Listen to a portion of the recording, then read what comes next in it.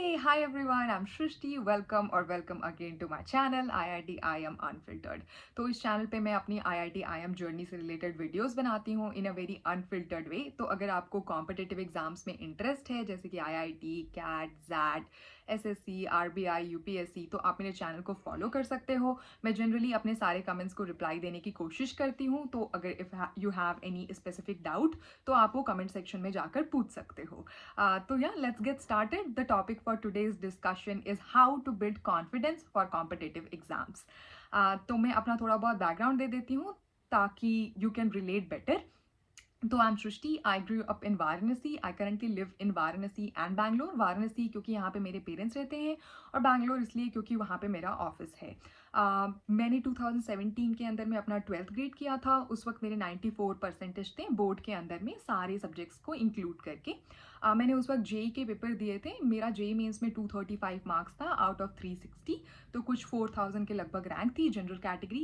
And then फिर मैंने advance के अंदर में 6919 रैंक स्कोर किया था जिससे मेरी आईआईटी पटना में सिलेक्शन हुई थी. मैंने आईआईटी पटना में बीटेक किया है सिविल एंड एनवायरमेंटल इंजीनियरिंग के अंदर में 2017 से 2021 के अंदर. 2021 में मैंने कैट और जैट दिया था. कैट के अंदर में मेरी 99 परसेंटाइल थी और जैट के अंदर में 95 परसेंटाइल थी. मेरा IIM इंदौर, कोझिकोड, एक्सेलराई से एडमिशन का ऑफर आया था और फिर मैंने एक्सेलराई ज्वाइन किया था. वहाँ से मेरी एक 35 लाख CTC की पैकेज लगी थी जहाँ पे मैं अभी काम करती हूँ. पिछले साल मैंने SSC, RBI और गवर्नमेंट एग्जाम्स के पेपर्स दिए थे और मेरा वो भी क्वालिफाई हुआ था. तो अभी हाल फिलहाल ही मैंने एक अपनी एक्चुअल SSC मार्कशीट दिखाते हुए और उसके बारे में बात करते हुए एक वीडियो भी डाली थी. तो आप वो भी देख सकते हो. मेरे कुछ 200 में से 156 मार्क्स थे. तो या that's pretty much about it. तो the major 5 strategies that had helped me build my confidence that I'll be sharing with you. तो ये कॉन्फिडेंस जो बिल्डअप हुआ वो एकाएक नहीं हुआ. ऐसा नहीं है कि मैं सो के उठी और I was the most confident person. तो it took some time to build it. But वो एक्चुअली बिल्ड कैसे हुआ ओवर द टाइम और मैंने क्या क्या फॉलो किया कि अब मेरे को एग्जाम्स देने से इतना ज़्यादा डर नहीं लगता है और मैं काफ़ी कॉन्फिडेंट होकर एग्जाम देने जाती हूँ. तो मैं वो स्ट्रैटेजीज अब आपके साथ शेयर करती हूँ. ठीक है. तो first of all face the reality.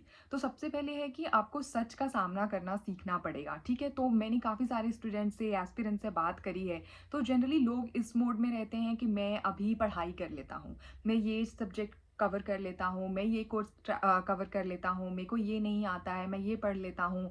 But ऐसे नहीं काम होगा. मतलब अगर मैं बैठ के सोचती रहूं कि एक वो परफेक्ट दिन आएगा जिस दिन चीज़ें सारी सही हो जाएंगी और उस दिन से मैं मतलब अपनी लाइफ जीना शुरू करूंगी, तो ऐसे चीज़ें नहीं काम करती हैं. You have to start. तो मतलब आज से क्या मतलब एम गोल क्या है कि आपको वो पेपर देना है और आपको उस पेपर के अंदर में सर्टेन मार्क्स लाने हैं. फॉर एग्जाम्पल जैसे जेई के अंदर में मेंस क्वालिफाई करने के लिए आपको 360 में से 150 नंबर चाहिए होते हैं. ऐसा ही कट ऑफ जाता है पिछले 6-7 साल का अगर आप डेटा उठा के देख लो. तो मेरे को पता है कि मेरे को 150 नंबर लाने हैं. दैट इज माई इंटायर गोल. अब वो 150 नंबर कहाँ से आ रहे हैं, कैसे आ रहे हैं, वो बस मेरे को फिगर आउट करना है. तो आप पहले पेपर दे के देखो कि आप कितना मार्क्स ला रहे हो और फिर जो अपनी पढ़ाई कर रहे हो उससे उसके ऊपर बिल्ड करो कि मैंने आज 150 नंबर लाए और फिर मैंने मैथ का ये टॉपिक भी कवर किया तो कल मेरे मार्क्स बढ़े कि नहीं. तो this is how it's gonna work. ऐसा नहीं कि मैं पहले सब कुछ खत्म कर लूँ और फिर मैं अब से बस पेपर दूंगा. I don't think that's the most optimal way. तो रियलिटी है कि आपको पेपर देना है. That's the only reality. और उस रियलिटी को फेस करके ही चलना है. तो फ्रॉम डे वन अगर आप पेपर देना शुरू कर दो तो it will be the most beneficial thing. नहीं तो क्या होता है कि आप प्रिपरेशन करते रहते हो और फिर लास्ट में जाके आप पेपर देने बैठते हो और फिर इनफ टाइम ही नहीं होता है कि आप इनफ नंबर ऑफ पेपर्स को अटेम्प्ट करो या फिर अपनी स्ट्रैटेजी फॉर्म करो. तो फिर मतलब काफ़ी ज़्यादा समय वेस्ट हो जाता है. तो मैं बस ये कहना चाहती हूँ कि अगर आपको पता है कि रियलिटी है पेपर देना तो फ्रॉम डे वन से पेपर देना शुरू कर दो. ठीक है भाई, आज 0 नंबर आएंगे तो it doesn't matter. It's okay to get a 0 marks क्योंकि वो कोई देख नहीं रहा है. मैं अगर आज बैठ के अपना मॉक अटेम्प्ट कर रही हूँ तो मतलब नो बडी इज नोइंग कि मेरा माइनस में मार्क्स आया है या फिर मेरा 0 मार्क्स आया है. वो बस मैं और मेरा पेपर जानते हैं और कल जब मेरे 100 मार्क्स आएंगे तब मैं और मेरा पेपर जान रहे होंगे और जब फाइनल में मेरे 200 नंबर आएंगे तब सबको जान रहा होगा कि ओके आई हैव क्वालिफाइड. तो या that's the first tip. The second tip is it's not life and death, trust me. अगर आपका एक एग्ज़ाम क्वालिफाई नहीं हुआ है तो इसका मतलब ये नहीं है कि लाइफ एंड हो जाएगी, ऑनेस्टली। तो मैं जब जे की प्रिपरेशन कर रही थी तो मेरा भी एम था कि मैं टॉप आईआईटीज़ जाऊँ, मैं आईआईटी बॉम्बे जाऊँ, मैं आईआईटी दिल्ली जाऊँ। बट इट्स ओके, मैंने मेहनत की अपनी तरीके से। इट्स नॉट लाइक कि मैंने लैक किया, मैंने अपना बेस्ट दिया। बट उसके बाद भी what ever rank I got, like that was 6919, तो दैट्स व्हाट आई डिजर्व। तो उसके बारे में फिर रोना कि ये हो गया और वो हो गया और मैं पेपर में डर गया और मैं घबरा, ठीक है, जो हुआ वो हुआ, एक्सेप्ट इट। मैंने उसको एक्सेप्ट किया कि हाँ अब यही रियलिटी है और मेरे इतने ही मार्क्स आए हैं और मैं इतना डिजर्व करती थी, ठीक है। अब यहाँ से और मैं अपनी लाइफ कैसे बिल्ड कर सकती हूँ, कि मैं आईआईटी पटना जाके भी क्या अपनी ब्रांच चेंज कर सकती हूँ, या फिर मैं और कंप्यूटर साइंस सीख सकती हूँ, या फिर मैं नेक्स्ट जो कॉलेज जाऊँगी अपने मास्टर्स करने के लिए वो इससे बेटर हो सकता है कि नहीं। तो या बेसिकली मतलब just accept that this is not life and death. और अगर वो एग्ज़ाम नहीं भी क्लियर हुआ होता, तो बहुत सारे लोग थे मेरे साथ जो जे की प्रिपरेशन कर रहे थे, उनका आईआईटी क्लियर नहीं हुआ। तो इट्स नॉट लाइक कि वो लाइफ में बिल्कुल ही फेल हो गए और मैं बिल्कुल ही सक्सेसफुल हो गई उनसे। मेरे काफ़ी सारे फ्रेंड्स हैं जिन्होंने आईआईटी नहीं किया, वो अलग कॉलेजेस गए, बट वो आज मेरे साथ एट पार कमा रहे हैं, उनका मनी मेरे से बेटर है। काफ़ी सारे ऐसे लोग भी हैं। तो या you have to just accept it कि मतलब एक एग्जाम के ऊपर लाइफ नहीं डिपेंड करती है। आपने अपने दिमाग में ये चीज़ भर ली है कि अगर मेरा एसएससी नहीं हुआ या फिर मेरा आरबीआई नहीं हुआ तो बस सब कुछ खत्म हो जाएगा। No, it's not. दुनिया में कोई भी ऐसे लोग नहीं है क्या जिन्होंने वो एग्जाम क्वालिफाई नहीं कर पाए और उसके बाद वो सक्सेसफुल हुए हैं। तो just look at those people, okay, you will feel inspired. Okay, this is the second point. The third point is see the bigger picture. तो बेसिकली मतलब मैं ऐसा कहना चाह रही हूँ कि जैसे बहुत सारे लोग अपने उसके ऊपर डिपेंड कर लेते हैं कि मेरे पेरेंट्स दुखी हो जाएंगे अगर मैं ये एग्ज़ाम नहीं क्लियर कर पाया, या फिर मैं उनको डिसअपॉइंट कर दूंगी काफ़ी ज़्यादा।